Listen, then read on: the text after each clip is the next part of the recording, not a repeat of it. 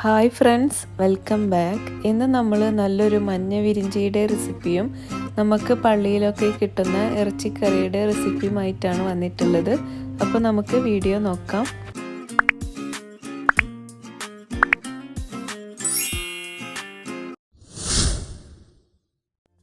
ആദ്യം നമ്മൾ ഉണ്ടാക്കുന്നത് ഇറച്ചിക്കറിയാണ്. നമ്മൾ കുക്കറിലൊന്നുമല്ല കേട്ടോ ഇറച്ചി വേവിക്കുന്നത്. അപ്പോൾ അതിലേക്ക് 5 ടേബിൾ സ്പൂണോളം ഓയിൽ ഒഴിച്ചു കൊടുത്തിട്ടുണ്ട്. എന്നിട്ട് 1/4 ടീസ്പൂണ് ഉലുവ ഇട്ട് കൊടുത്തിട്ടുണ്ട്. 1/2 ടീസ്പൂണോളം ഫെനൽ സീഡ് പെരിഞ്ജീരകം ഇട്ട് കൊടുത്തിട്ടുണ്ട്. അതൊന്ന് പൊട്ടി വരുമ്പോൾ നമുക്ക് മീഡിയം സൈസ് 3 ഒനിയന് ഞാനിതുപോലെ സ്ലൈസ് ചെയ്തിട്ട് കട്ട് ചെയ്തിട്ട് കൊടുത്തിട്ടുണ്ട്.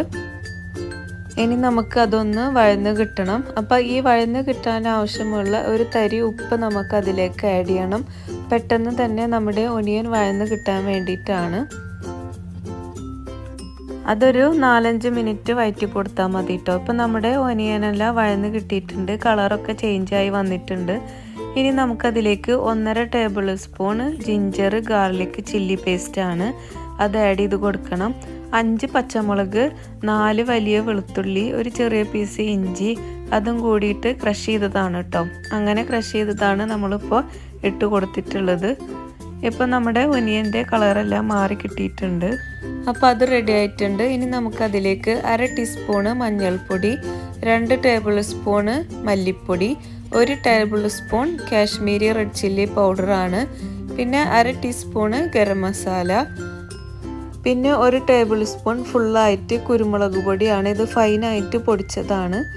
പിന്നെ കുറച്ച് ഉപ്പ്, ഇത് നമ്മൾ ഇറച്ചി വേവിക്കുന്നതിന് ആവശ്യമുള്ള ഉപ്പും കൂടിയിട്ട് ഞാനിപ്പോൾ ആഡ് ചെയ്യുന്നുണ്ട് കേട്ടോ. പിന്നെ കുറച്ച് കറി ലീഫ്, എന്നിട്ട് നന്നായിട്ട് ഒന്ന് മിക്സ് ചെയ്തിട്ട് കൊടുക്കുക. ഒരു 4 മിനിറ്റോളം ഒന്ന് നന്നായിട്ട് വഴറ്റി കൊടുക്കണം കേട്ടോ. നമ്മുടെ പൊടിയുടെ പച്ചമണം എല്ലാം മാറി കിട്ടാൻ വേണ്ടിയിട്ടാണ്. നമ്മൾ പൊടികളെല്ലാം ചേർക്കുമ്പോൾ നമ്മുടെ തീ ലോ ഫ്ലെയിമിൽ വേണം വെക്കാൻ. ഇനി ഞാനിവിടെ 2 തക്കാളി എടുത്തിട്ടുണ്ട്. ഇത് മീഡിയം സൈസ് തക്കാളിയാണ്. അത് ഇതുപോലെ കട്ട് ചെയ്തിട്ട് ഇട്ട് കൊടുത്തിട്ടുണ്ട്. എന്നിട്ട് നന്നായിട്ടൊന്ന് വീണ്ടും നമ്മൾ വഴറ്റി കൊടുക്കുക. ഇനി ഇത് നമുക്കൊരു 3 മിനിറ്റോളം മൂടി വെച്ചിട്ട് വെയിറ്റ് ചെയ്യണം. നമ്മൾ മൂടി വെച്ചതിന് ശേഷം അതിൻ്റെ ഇടയിലൊന്ന് ഇളക്കാൻ മറക്കരുത് കേട്ടോ, അല്ലെങ്കിൽ അത് അടി പിടിച്ച് പോവും. ഇത് ഞാൻ 1 കിലോന് ബീഫിൻ്റെ അളവാണ് കേട്ടോ പറയുന്നത്.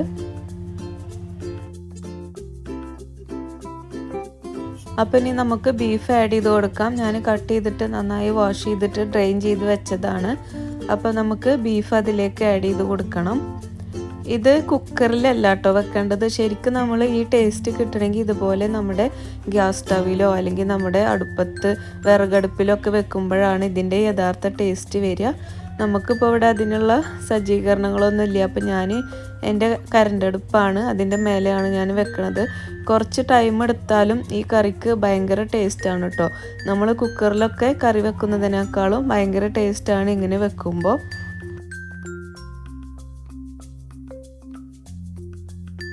അപ്പോൾ നമ്മളിത് മൂടി വെച്ചിട്ട് വേവിക്കണം. ഇപ്പം നമ്മൾ വെള്ളമൊന്നും ഒഴിച്ചു കൊടുക്കരുത്. നമ്മൾ ബീഫിലത്തെ വെള്ളം ആദ്യം ഇതിൽ നിന്ന് ഊറി വരണം. അതുവരെ നമ്മളിത് മൂടി വെച്ചിട്ട് ഇടയ്ക്കിടയ്ക്കൊന്ന് വഴറ്റി കൊടുത്താൽ മതി.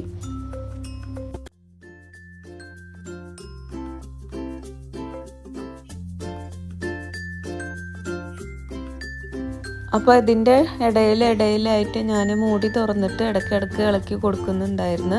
അപ്പോൾ ബീഫിലത്തെ വെള്ളമൊക്കെ ഊറി വന്നിട്ടുണ്ട്, നന്നായിട്ട് ചാറ് കിട്ടിയിട്ടുണ്ട്. ഇനി ഞാനിതിലേക്ക് 1 കപ്പോളം ചൂടുവെള്ളം ഒഴിച്ച് കൊടുക്കുന്നുണ്ട്. 1 കപ്പോ അല്ലെങ്കിൽ 2 കപ്പോളം നമുക്ക് ഒഴിക്കാം കേട്ടോ. ചാറിന് അനുസരിച്ച് നമുക്ക് എത്രത്തോളം കറി വേണം അതിനനുസരിച്ചിട്ട് നമ്മൾ ഓവറാവാൻ പാടില്ല. ഒരു 2 കപ്പോളം നമുക്ക് ഒഴിക്കാം. അപ്പോൾ ഞാൻ കുറച്ചും കൂടി ഉപ്പ് ആഡ് ചെയ്ത് കൊടുത്തിട്ടുണ്ട്. അതുപോലെ തന്നെ ഒരു 1/4 ടീസ്പൂണോളം പെരിഞ്ജീരകം കൂടി ആഡ് ചെയ്ത് കൊടുക്കുന്നുണ്ട്. എന്നിട്ട് മിക്സ് ചെയ്തിട്ട് ഒന്നുകൂടി നമ്മുടെ ഇറച്ചി വേവാനുണ്ട്. എന്നിട്ട് നമുക്ക് കവർ ചെയ്തിട്ട് കുറച്ച് നേരം കൂടി വെയിറ്റ് ചെയ്യാം. ഞാനിതിൻ്റെ കറക്റ്റ് ടൈം പറയണില്ല, കാരണം ഓരോ ബീഫിനും ഓരോ വേവാണല്ലോ. അപ്പോൾ കറക്റ്റ് ടൈം പറയണില്ല. എന്തായാലും ബീഫ് വേവുന്നത് വരെ നമുക്ക് വെയിറ്റ് ചെയ്യണം. പക്ഷേ ഇങ്ങനെ വെച്ച് കഴിക്കുന്നത് ഭയങ്കര ടേസ്റ്റാണ് കേട്ടോ. നമ്മുടെ പൊറാട്ടക്കൊക്കെ സൂപ്പറായിരിക്കും. അതുപോലെ നെയ്ച്ചോറ്, സാദാ ചോറിൻ്റെ കൂടെയൊക്കെ കഴിക്കാൻ നല്ല ടേസ്റ്റി ആയിട്ടുള്ള കറിയാണ്. ഇനി ഞാനിവിടെ നമ്മുടെ കൊള്ളിയില്ലേ കപ്പ, അതിവിടെ പച്ചയാണ്, ഇത് ചെറുതാക്കി കട്ട് ചെയ്തിട്ടുണ്ട്. നമ്മുടെ കപ്പ ഈ ഇറച്ചിയിൽ കിടന്ന് വേവുമ്പോൾ നല്ല ടേസ്റ്റാണ് കേട്ടോ കഴിക്കാൻ. ഈ ചാറൊക്കെ നമ്മുടെ കപ്പയിലേക്ക് പിടിക്കുമ്പോൾ ഒരു പ്രത്യേക ടേസ്റ്റാണ് ഇങ്ങനെ കഴിക്കാൻ. നമ്മുടെ ഇറച്ചി 1/4 വേവോളം ആയിട്ടുണ്ട് കേട്ടോ. ഇനി ഞാനിവിടെ റൈസാണ് വെക്കുന്നത്. ഇത് മഞ്ഞ വിരിഞ്ചിയാണ്, ഞങ്ങൾ പറയുന്നത് അങ്ങനെയാണ് കേട്ടോ. തേങ്ങാച്ചോറ് എന്നൊക്കെ പറയും, പക്ഷെ ഞാൻ തേങ്ങ ഒന്നും ആഡ് ചെയ്യണില്ല. അപ്പോൾ ഞാനിവിടെ 3 കപ്പ് അരി എടുത്തിട്ടുണ്ട്. നമുക്ക് ശരിക്കും ഈ ചോറ് വെക്കാൻ കുറുക അരിയാണ് കേട്ടോ വേണ്ടത്. നമുക്കിപ്പോൾ ഇവിടെ അത് അവൈലബിൾ അല്ല. പിന്നെ അതിലേക്ക് ഞാനിതാ ഇത്രയും വലിയ ഒരു ചുവന്നുള്ളിയാണ്, അത് ഇതുപോലെ കട്ട് ചെയ്തിട്ടുണ്ട്. ഞങ്ങളുടെ നാട്ടിൽ കിട്ടുന്ന ചുവന്നുള്ളിയാണ് കേട്ടോ, അത് ഇവിടെ കിട്ടുന്നതാണ്. അപ്പോൾ നമുക്ക് ചോറ് വെക്കാം. അപ്പോൾ ഞാൻ ആദ്യം ആഡ് ചെയ്യുന്നത് ഇതുപോലെ 2 വലിയ ടീസ്പൂണ് വെളിച്ചെണ്ണയാണ്. പിന്നെ അതിലേക്ക് ഒരു 1/4 ടീസ്പൂണോളം പെരിഞ്ജീരകം ആഡ് ചെയ്യുന്നുണ്ട്, അതുപോലെ കറിവേപ്പില. പിന്നെ നമ്മൾ കട്ട് ചെയ്ത് വെച്ച ചുവന്നുള്ളിയാണ്, അതും കൂടി ആഡ് ചെയ്തിട്ട് ഒന്ന് വഴറ്റി കൊടുക്കണം. പിന്നെ ഇതിൻ്റെ കൂടെ പച്ചമല്ലി ഉണ്ടെങ്കിൽ 1/4 ടീസ്പൂണോളം ചേർത്ത് കൊടുക്കാം. അപ്പോൾ ഉള്ളി വഴറ്റി കിട്ടിയിട്ടുണ്ട്. അതിന് ശേഷം നമുക്ക് ഒരു 1/4 ടീസ്പൂണോളം മഞ്ഞൾപ്പൊടി ഇട്ട് കൊടുക്കണം. എന്നിട്ട് നന്നായിട്ടൊന്ന് വഴറ്റി കൊടുക്കുക. നമ്മുടെ ചോറിന് ഒരു മഞ്ഞ കളർ കിട്ടാൻ വേണ്ടിയിട്ടാണ് കേട്ടോ മഞ്ഞൾപ്പൊടി ആഡ് ചെയ്യുന്നത്. ഇനി ഞാനിവിടെ 5 കപ്പോളം തിളച്ച വെള്ളം ഒഴിച്ച് കൊടുക്കുന്നുണ്ട്. ഞാൻ എടുക്കുന്ന ഈ അരി പെട്ടെന്ന് തന്നെ വേവുന്നതാണ് കേട്ടോ. ശരിക്കും ഈ ചോറിന് കുറുക അരിയാണ് വേണ്ടത്. അപ്പം നമുക്കതിവിടെ അവൈലബിൾ അല്ല. പിന്നെ ആദ്യം 5 കപ്പ് വെള്ളം ഒഴിച്ച് കൊടുക്കുക. ഞാനിങ്ങനെ ഡീറ്റെയിൽ ആയിട്ട് പറയുന്നത് നിങ്ങൾക്ക് ചോറ് വെക്കുമ്പോൾ വേവ് കൂടാതിരിക്കാൻ വേണ്ടിയിട്ടാണ്. എന്നിട്ട് നമുക്ക് ഉപ്പിട്ട് കൊടുക്കണം ചോറിന് ആവശ്യമുള്ളത്. എന്നിട്ട് അരിയും കൂടി ഇട്ടിട്ട് നന്നായിട്ടൊന്ന് മിക്സ് ചെയ്ത് കൊടുക്കുക. ഇനി നമുക്കിത് മീഡിയം ഫ്ലെയിമിൽ ഇട്ടിട്ട് വേവിക്കണം. അപ്പോൾ അതിൻ്റെ ഇടയിൽ മിക്സ് ചെയ്ത് കൊടുക്കാൻ മറക്കരുത്. ഇനി നമുക്ക് ഈ 5 കപ്പ് വെള്ളം വറ്റിയിട്ട് ചോറ് വെന്തിട്ടുണ്ടെങ്കിൽ പിന്നെ നമ്മൾ വെള്ളം ഒഴിച്ച് കൊടുക്കണ്ട. അഥവാ ഇത് വെന്ത് കിട്ടിയിട്ടില്ലെങ്കിൽ നമുക്കിതിലേക്ക് വീണ്ടും ചൂടുവെള്ളം ആഡ് ചെയ്ത് കൊടുക്കണം. അത് ഓരോ അരിക്കും ഡിപ്പെൻഡ് ചെയ്തിരിക്കും കേട്ടോ.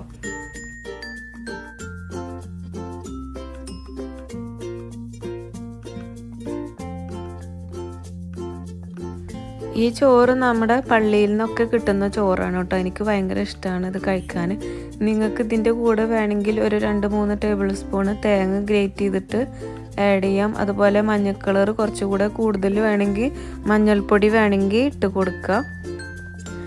അപ്പോൾ 7 മിനിറ്റ് കഴിഞ്ഞിട്ട് ഞാനൊന്ന് ഇളക്കി കൊടുത്തപ്പോൾ നമ്മുടെ ചോറ് വെന്തിട്ടില്ല. ഞാനിതിലേക്ക് 5 കപ്പ് വെള്ളമാണ് കേട്ടോ ആദ്യം ആഡ് ചെയ്തത്. അപ്പോൾ ആ വെള്ളം പോരാ.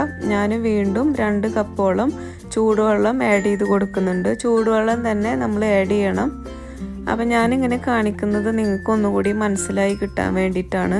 വെള്ളം കൂടി പോവരുത്, അതുപോലെ നമുക്ക് കറക്റ്റായിട്ട് ചോറ് വേവും വേണം. അപ്പോൾ ഇതാ 2 കപ്പ് വെള്ളം ആഡ് ചെയ്തിട്ട് മിക്സ് ചെയ്ത് കൊടുക്കുന്നുണ്ട്. അപ്പോൾ അതിനി ലോ ഫ്ലെയിമിൽ ഇട്ടിട്ട് നമുക്ക് വേവിച്ചെടുക്കണം. നമ്മുടെ ഇറച്ചി ഇവിടെ റെഡി ആയിട്ടുണ്ട്. നമ്മുടെ കൊള്ളിയൊക്കെ നന്നായി വെന്ത് കിട്ടിയിട്ടുണ്ട്. ഇറച്ചിയും അത്യാവശ്യം കുക്കായിട്ടുണ്ട്. നല്ല ടേസ്റ്റി ആയിട്ടുള്ള ഒരു ഇറച്ചിക്കറിയാണ് കേട്ടോ. നിങ്ങൾ ഇതുപോലെ വെച്ചിട്ടില്ലെങ്കിൽ ഇങ്ങനെ ഒന്ന് ട്രൈ ചെയ്ത് നോക്കുക. ഇനി അതിലേക്ക് ഒരു 2-3 ടീസ്പൂണ് വെളിച്ചെണ്ണ ഒഴിച്ച് കൊടുക്കുന്നുണ്ട്. അതുപോലെ കുറച്ച് കറിവേപ്പിലയും. ഞാനിപ്പോൾ ഫ്ലെയിം ഓഫ് ചെയ്തു. ഇനി അതവിടെ ഇരിക്കട്ടെ. നമുക്ക് റൈസ് എന്തായി എന്നുള്ളത് നോക്കാം. അപ്പോൾ ഇതാ റൈസും അടിപൊളിയായിട്ട് കുക്കായി കറക്റ്റ് വേവായിട്ട് കിട്ടിയിട്ടുണ്ട്. ഇത് നല്ലോണം വെന്തുടയാനും പാടില്ല കേട്ടോ ഈ ചോറ്. അപ്പം നിങ്ങൾ വെള്ളം ഒഴിച്ചു കൊടുക്കുമ്പോൾ നിങ്ങൾ അഥവാ ഇനി ഈ ചോറ് വെക്കുന്നുണ്ടെങ്കിൽ വെള്ളം ഒഴിച്ചു കൊടുക്കുമ്പോൾ ശ്രദ്ധിച്ചാൽ മതി. അഥവാ ഇനി നിങ്ങൾക്ക് ഈ ചോറ് വെക്കുന്നതിൽ എന്തെങ്കിലും ഡൗട്ട് ഉണ്ടെങ്കിൽ എന്നോട് കമൻറ്റ് ബോക്സിൽ ചോദിച്ചാൽ മതി കേട്ടോ, ഞാൻ റിപ്ലൈ തരും. അപ്പോൾ നല്ല ടേസ്റ്റി ആയിട്ടുള്ള മഞ്ഞ വിരിഞ്ചി ചോറും അടിപൊളി ഇറച്ചിക്കറി റെഡി ആയിട്ടുണ്ട്. അപ്പോൾ തീർച്ചയായിട്ടും നിങ്ങൾ ഇതുപോലെ ഒന്ന് ട്രൈ ചെയ്ത് നോക്കണം ഉണ്ടാക്കാത്തവർ. അപ്പോൾ എൻ്റെ വീഡിയോ ഇഷ്ടമായാൽ ലൈക്ക് ചെയ്യാനും സബ്സ്ക്രൈബ് ചെയ്യാനും മറക്കരുത്. അപ്പോൾ എല്ലാവർക്കും താങ്ക് യു. Bye bye.